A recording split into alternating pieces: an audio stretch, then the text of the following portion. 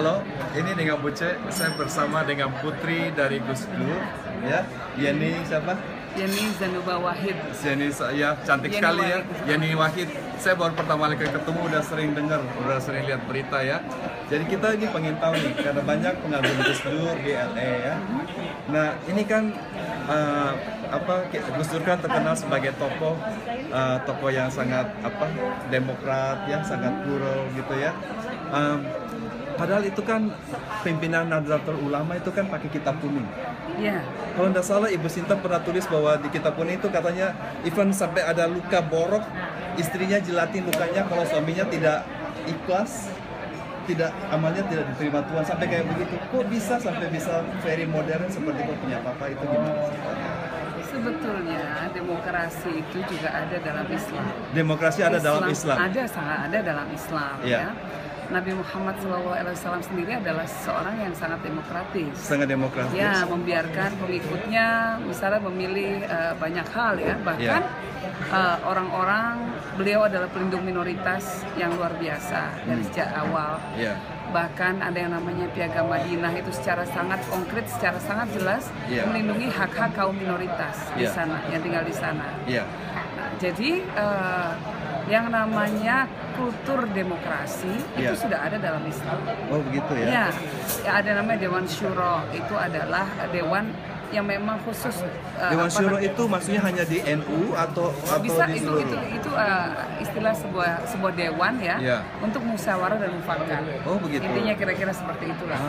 Gitu ya. Jadi demokrasi ada dalam Islam. Jadi tidak suatu hal yang bertentangan atau bertentangan. Bertentangan ya. Nah, jadi kalau sekarang seolah-olah dikotomikan antara Islam dan demokrasi itu salah besar. Salah besar ya. Dan Indonesia menjadi contoh bagaimana demokrasi itu sangat kompatibel atau bisa berjalan bersisian dengan ajaran agama Islam. Nah, begini ceritanya, masalahnya begini. Tidak semua orang kan mempunyai pikiran yang sama. Tentu ada orang yang pro, tentu ada yang kontra.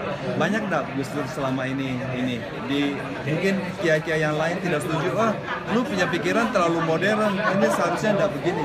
Banyak enggak? Ya tentu saja bahwa ada orang yang tidak cocok dengan pendapat kita, itu kan terjadi dalam setiap lapisan, bisa terjadi pada siapa saja, di antara keluarga saja kita bisa beda pendapat, kan? Nah, kalau Gus Dur sendiri, beliau itu kan adalah seorang scholar, ya, seorang ahli ilmu agama. Beliau kuliah di Mesir, kuliah di Irak, jadi memang mendasarkan banyak hal dari ajaran agama yang kemudian disintesakan atau dikeluarkannya dengan bahasa sederhana. Oh begitu. Tapi apa yang beliau lakukan itu ya banyak berdasarkan ajaran agama. Nah, pengalaman ini contoh sendiri paling gampang nih, paling kaya. Kalau kita suka bercandanya begini, Gus Dur suka ngomong gitu aja kok repot, gitu ya. Gitu aja kok repot ya. Ya gitu aja kok repot. Sebenarnya kalau dicari-cari inian agamanya, tautan agamanya, itu ada kaidah fikih ya. Kaidah fikih itu yang bunyinya yasiru wala tu'assir. Jadi wala tu'assiru. Permudahlah, jangan dipersulit. Oh. Gitu Permudahlah, jangan dipersulit. Jadi ada ayatnya kayak gitu. Ada itu namanya kaidah fikih ya.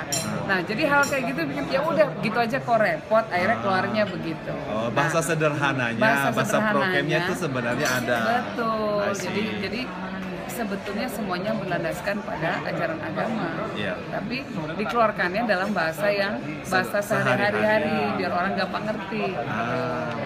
Nah, kalau orang nggak paham, ya kemudian dia beranggapan apa sih Gus Dur ini kebablasan, Gus Dur ini terlalu dianggap terlalu liberal dan lain sebagainya, padahal tidak sama sekali tidak.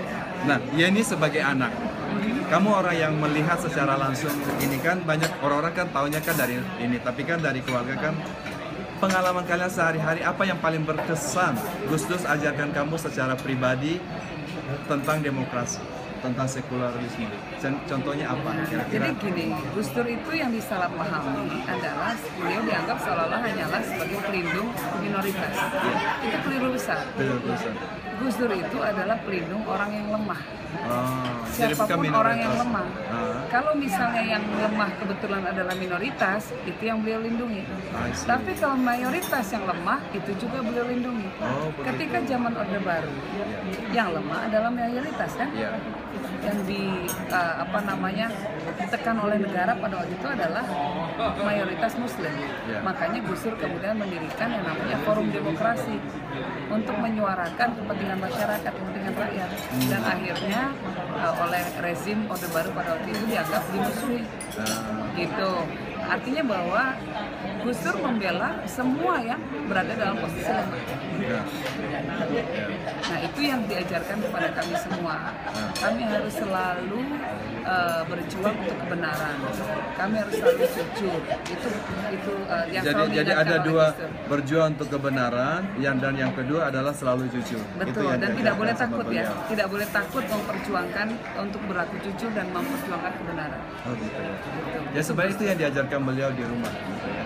Ya, betul.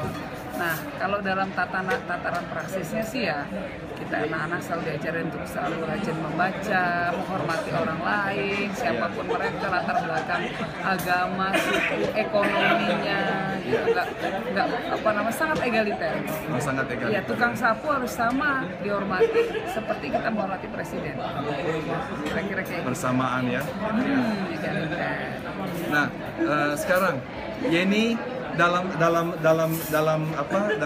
ini bagaimana kamu? Saya waktu itu kan sempat mau berkecimpung dalam politik. Apakah sekarang ada masuk politik lagi? Saya lagi cuti dulu. Lagi cuti dulu. Karena saya punya anak kecil 3, Oh, gitu. umurnya masih di bawah 5 tahun semua. I see. Masih butuh kasih sayang, sentuhan langsung dari ibunya. Nah, jadi saya mau memberikan haknya anak saya untuk mendapatkan fondasi nilai yang baik dulu. Sebelum nanti saya mulai sibuk lagi. Oh, gitu. Dulu sempat jadi apa? Saya terakhir dulu yang di politik sempat mendampingi Pak SBY menjadi staf khusus presiden. Jadi apa? Staf khusus presiden, ya. Terus kemudian saya aktif di partai politik sebagai sekjen, pernah ketua umum, Sekjen pernah. PBU apa PBU? PKB dulu, PKB ya. ya. Terus jadi sudah capek lah saya lakukan itu dulu, sementara saya mau ini dulu fokus kepada keluarga dulu. Kalau Tapi andaikan saya tetap mengabdi pada masyarakat lewat yayasan saya. apa itu yayasan apa? Yayasan Wahid Institute namanya. Kalian bergerak dalam bidang apa? Gerak kita adalah untuk berjuang untuk perdamaian dan toleransi. Perdamaian dan toleransi. Di Indonesia maupun di dunia. Begitu. Nah, untuk mencapai itu kita punya banyak program. Ya. Mulai dari program diskusi, seminar dan lain sebagainya, sampai juga program pengentasan kemiskinan, terutama di tingkat akar rumput. Untuk ibu-ibu yang berada di kelompok miskin. Itu yang sekarang sedang kami lakukan. Nah, katanya kan kamu Gus Dur turunan Tionghoa. Ada darah Betul ya? keturunannya. Oh gitu ya. Itu dari mana mulanya bisa tahu bahwa itu ceritanya mulai dari mana tuh? Tiba-tiba Gus Dur menemukan sejarahnya, atau udah tahu dari kecil, atau kamu udah tahu dari kecil udah dibilangin, atau kapan mulainya? Itu. Kalau dari apa yang dituturkan dari nenek kakek kita zaman dulu gitu. Kalau diceritain gitu. diurut-urut silsilahnya ke atas. Iya. Gitu. Mungkin tapi memang sudah beberapa generasi, sudah beberapa keturunan. Iya. Ada darah Tionghoa yang Ada darah Tionghoa yang mengalir ya. Oh, itu dari marga Chen. Dari marga Chen, Tan. Tan ya. Oh, Dari Xiamen. dari Xiamen ya. Jadi itu dari orang papanya Gus Dur atau mamanya? Dari papa. Papanya Gus Dur. Dari Kiai siapa yang Wahid foundernya? Hasyim, Hasyim Wahid Hasyim. Asy'ari, ke atas lagi Mbah Asy'ari, dan terus-terusan ke atas terus. Jadi itu semua itu ada Iya, turunannya juga? betul, iya. Terus Ada- Raden Patah, semuanya itu kan. Oh, jadi turunan langsung dari Raden Patah juga? Iya. Jinbun, Oh, dari Ibun. Jinbun. Jinbun. Iya. Raden Patah namanya Jinbun. Jinbun, Tan Jinbun. betul. Ya. Tan Ya. Jinbun.